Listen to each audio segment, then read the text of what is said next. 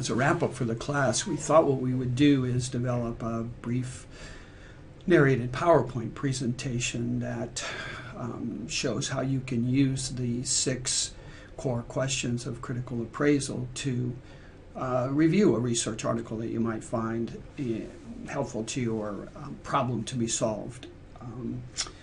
The article actually is available to you as a link. You can click on that and get the article, and it might make some sense to do that, to follow along. You don't have to do that, but it would maybe make some sense to do that. So here goes. So let's set the context for this example. Let's say you're a child mental health worker working in a child mental health setting, and you have a child who has come to you experiencing anxiety. You've done your thorough assessment, and you, out of that assessment, developed the PICO statement that could look something like this. So just very straightforward. For the P, you would have a child experiencing anxiety. For the I, we're going to leave that open and ask the question, what is the best intervention? And then finally, we'll skip over comparison. We're not necessarily looking at comparisons in this instance, so we can leave that blank. And then O for outcome is the outcome that we're after is some reduction in anxiety symptoms. So by now you should be able to do this without too much difficulty, especially if you've completed a thorough problem assessment. So you go through the search process. You can do your Cochrane and Campbell collaboration searches, or use EBSCOhost, and you got some of that information from Stacy's presentation on how to do a search. In that process, you identify a systematic review that catches your attention, and you retrieve the article because it seems like it's on point. And once you get the article, then you start to organize your critical appraisal using the 6 questions that we discussed. So for question 1, what question does a systematic review address? Almost always you're going to have this figured out from the title of the article. In this instance, you can see that it's child-parent interventions for childhood anxiety disorders, a systematic review and meta-analysis. So it's really looking, it's not necessarily entirely true, but as you read through this, you'll see that there really are the interventions are differentiated by whether they're child focused or whether they're parent focused, and you can see that actually in the abstract. If you look at the abstract, it usually provides, especially modern abstracts, really provides a very really provide a very nice overview of the article from the beginning of the article to actually conclusion. So you can look that over, and it looks like this is an article that's on point for your needs. It's pretty straightforward. It addresses anxiety disorders and looks at 2 sets of interventions potentially.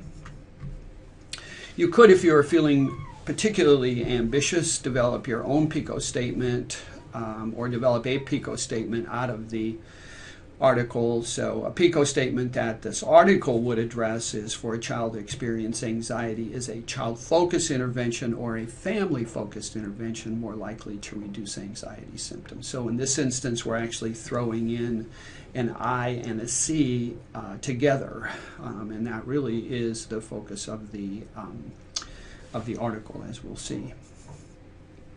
So once you figure out you've got an article, it's making some sense to you, it seems like it's on point, and this article does, you can move on to some of the other questions. So the next question we would be interested in is it likely that all or most relevant studies published or unpublished were identified and included in the review?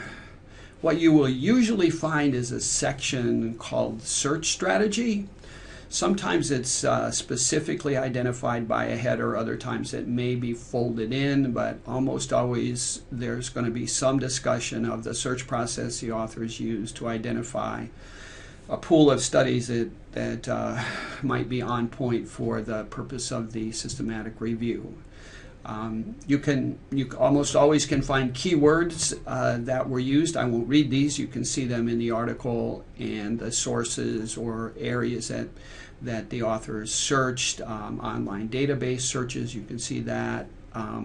Personal context for unpublished studies is always good to see, essentially, so that we can maybe minimize the file drawer effect. The fact that we're only relying on published studies can introduce some biases. So getting unpublished studies is really very helpful. Doing hand searches, actually going to the library where they actually have books and articles and things can be helpful, and obviously these authors did that, and then other potential online resources were used. So out of this question, we could see and would probably conclude that the search process these authors used was substantial. They actually tried to get as many studies as they possibly could to use in systematic review. Next, we're looking at the question of how articles were selected for inclusion, what those screens were, those criteria were. Do they make sense? And you can see, and this is again almost always identified in a specific section with a header in the systematic review. APA style actually asks articles to do this, so if it's an APA article, you should find this. If not, you can look around for it. There'll be some keyword that will tell you about study eligibility. So you can see in this instance that the studies make sense, were eligible if they looked at the effects of a child or parent intervention, and you can see groups and under the age of 18 with at least one anxiety disorder. You can read through that to see what the authors said about the eligibility criteria. And also another screen is the type of design a study uses or used. Sometimes only randomized controlled trials are considered. In this instance, the authors were interested in either randomized or quasi-experimental designs with at least one anxiety outcome and of sufficient size. And with sufficient information to calculate an effect size, which is actually important. You can see that the authors, and you saw this from the prior slide, that published and unpublished studies were eligible, no geographic restrictions. There was some limitation to the English language. And studies were reported between 1980 and 2013. Sorry for reading this all, but this is the kind of thing that you'll do, and you'll conclude out of this that along with the selection criteria, the eligibility criteria were pretty well thought out. So it appears that this was a quality study, systematic review. So. Were the included studies sufficiently valid for the types of questions? This actually is it sort of reflects a screening process. So once a pool of studies is identified, systematic reviewers typically go through a filtering process. Not all studies that come into the pool are going to be studies that are going to end up in the final systematic review, and often there's a substantial reduction. We'll see on the next slide a graphic that shows how this process works. So typically what you'll see here is that there is more than one screener, and that there's a process of kind of collaborative screening, and that people have to agree, and if there are disagreements about whether a study is included or not, that's negotiated. You can actually read through this. So fairly rigorous process to make sure that the final pool of studies really meets the purpose of the systematic review.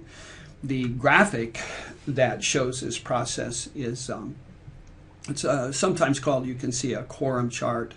And it starts off, and you can see in this study that 298 citations were identified, and then 265 studies were kicked out.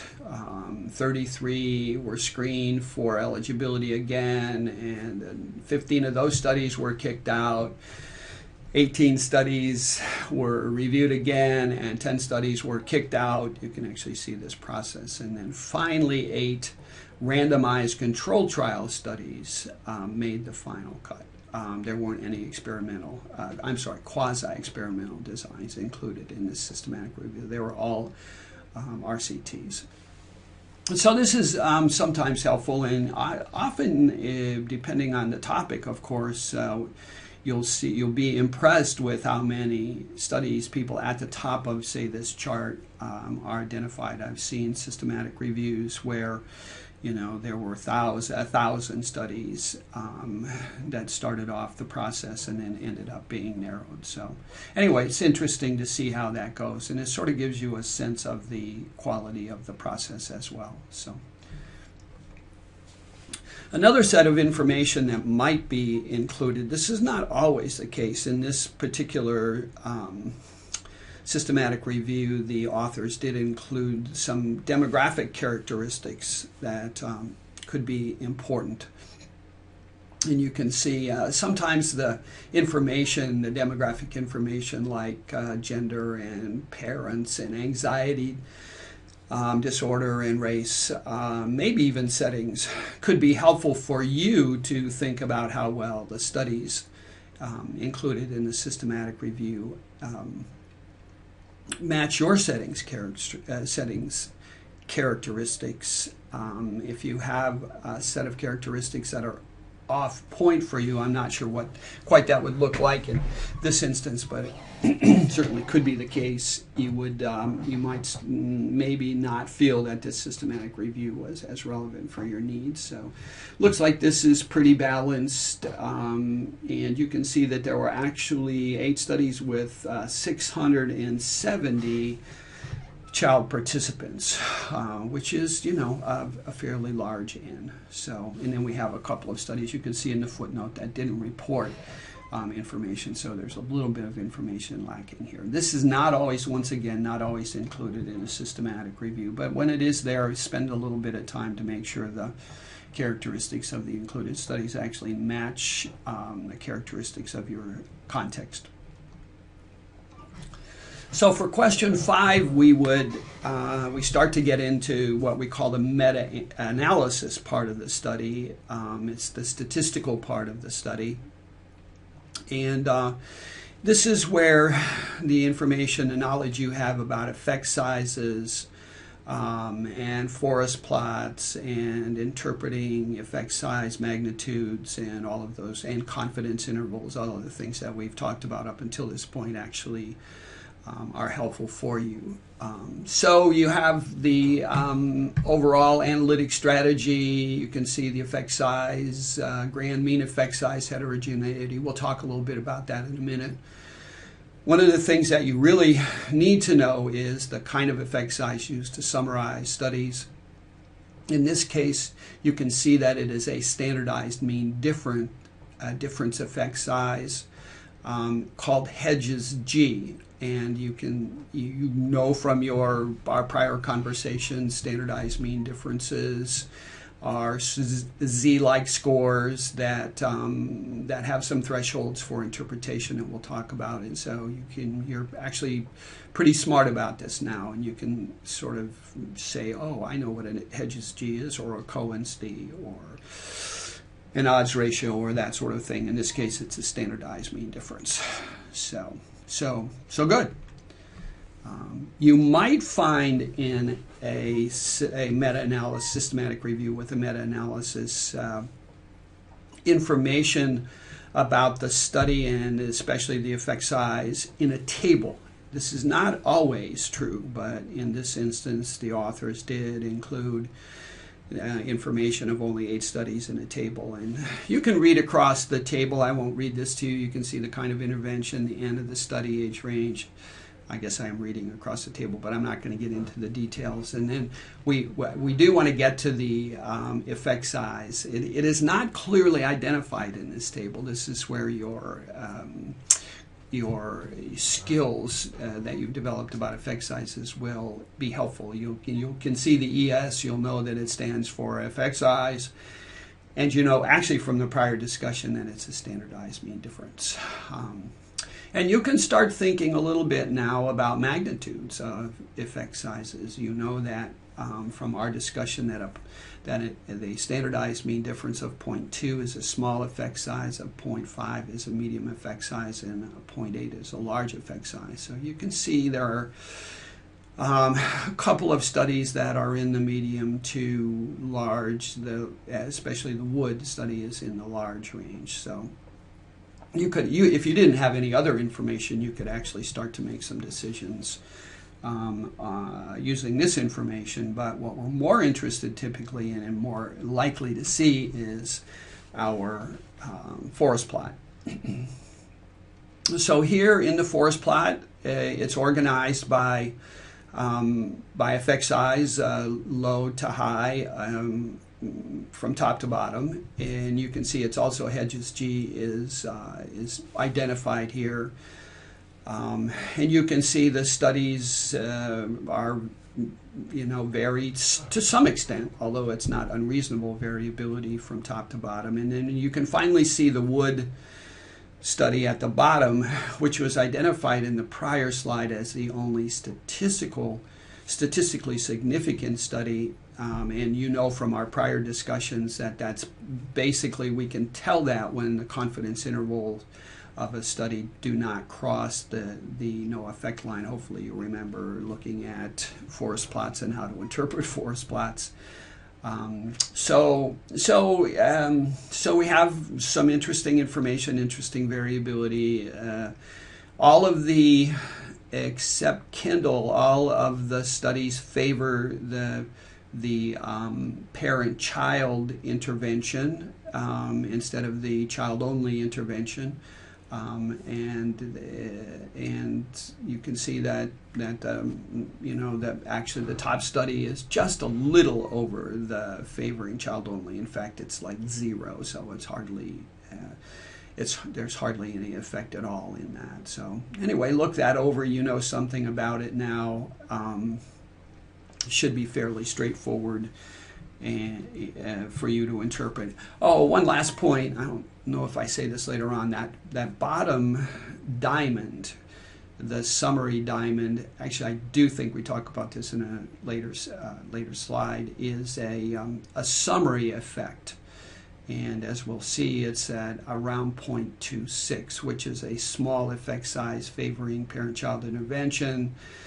And it is a statistically significant summary effect. If you'll remember, that diamond actually is a weighted summary of all of the studies included in the systematic review. Hopefully you'll remember that, or you could go back and read the Reed article and have some sense of how that gets done. It's actually pretty straightforward. And you don't really need to know much more than it's a weighted sum of the top studies, essentially, or a weighted function of the top of the studies included in the systematic review and the meta-analysis. Yeah, here's the information. So the grand mean would be the diamond in the forest plot, and it's 0.26, and it's statistically significant. Small but positive. I guess I'm repeating all of this that's in, or I've already talked about what's repeated here in meta-analysis results. So, and you can read this over. You're actually pretty smart by now about what this stuff looks like. You can look at a forest plot and come up with your own conclusions. But having some discussion sometimes can, or looking over discussions can sometimes help you maybe see things that you didn't necessarily recognize when you were looking over the forest plot results. So.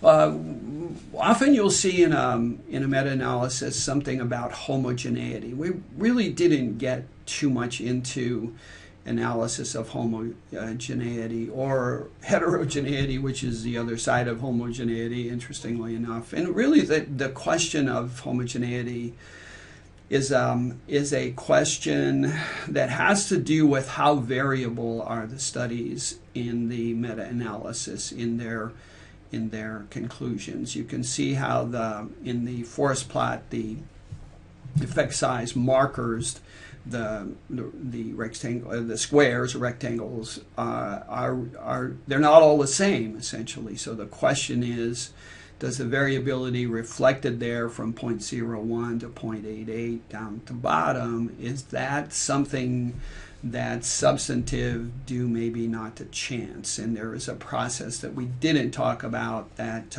actually addresses this. The conclusion in this particular study, systematic review, is that there was not significant variability. Beyond sampling error, you can read the term. So there are some things you can do if studies are highly variable. As you can see, there's some moderator analysis, that sort of thing. That's probably for another day. It is totally for another day. But at least understanding what homogeneity deals with is an important step. And we're planning to talk about this in a little more depth in future classes in this sequence. So this isn't the last conversation you'll have about this. But in this instance, the authors concluded that there was not substantial heterogeneity in these studies, that they were fairly beyond sampling error, that they were pretty much alike. So another thing you'll see that we will talk about in future classes is something called publication bias, and sometimes what you'll see is something called a funnel plot that actually talks about publication bias. And publication bias really has to do with is there anything about the selection of studies that seems to reflect some differences in the kinds of publications that were represented in the study. It's sort of complicated, but that's really kind of what it's about, and there are some ways to analyze that that are, once you figure them out, are pretty straightforward. They're a little bit cryptic to begin with, but once you figure them out, they're fine. So in this instance, the authors concluded there was no publication bias, which is a good thing, but you will see this in other systematic reviews and meta-analyses that you read. So being aware that's helpful, and we'll discuss it again in the future. So question 6 then, once we get through the meta-analysis part of this, actually the whole study, we're interested in seeing what recommendations were made about what recommendations were made by the authors and how it can inform our practice. So if you look at it, it looks like family cognitive behavior therapy is more effective than individual. So it's family focus versus individual child focus. You can see that.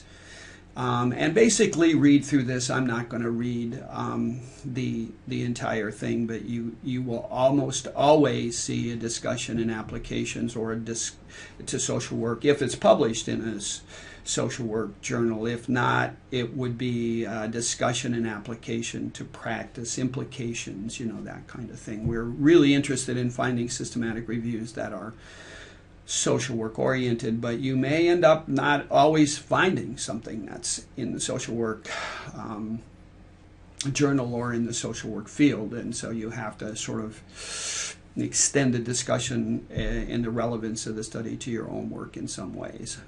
But it looks like this one is helpful, that we're interested in family cognitive behavior therapy versus individual. The overall effect size was modest, but there is enough evidence here to suggest that it certainly in your case would have some real possibilities. Along with that recommendation, and this is sort of a next step in the process, would be to actually go to the original articles to see what they did. So, for example, in this instance, we would be interested in finding the Wood et al. Article. It had the largest effect size favoring parent-child intervention, and our goal here would be to see just what Wood et al. Did in their study, how they proceeded, what were some of the methods, what was the context for that. And this sort of gets us out of the forest, if you will, a bad joke here, out of the forest and really into a tree, and we would consider the wood study to be an important study. I would be interested if I was doing this in the Baden study, even though it's not statistically significant and has a fairly large sample size and fairly narrow confidence intervals. So I'd probably be interested in that as well. And if you were doing this at Ohio State, I might even go down to the Seeker-Land study. It's a small N study with wide confidence intervals, but it still has a medium effect size. So you can use your judgment on this. Maybe it'd be interesting to go see what Kendall did that didn't make a difference. So sometimes looking at studies that don't have large effect size can give you some hints about practice. So what you're doing with individual articles, if this wasn't clear in my prior comments, is really looking for details about a particular intervention in an individual study. Systematic review, meta-analysis just gives you a big picture. We want to hone in, and this information can help us hone in. And then finally, along with our sort of summary and recommendations that we talked about before, in this varies somewhat. In this case, we had some recommendations for practice, and then we also have conclusions, and they're usually a little bit different. In a conclusion, you'll see an overall view that the authors had about the study, but usually talk about author impressions, as you can see, about future research needs and directions. Good systematic reviewers always add in, oh, we need to do more, and that's usually true.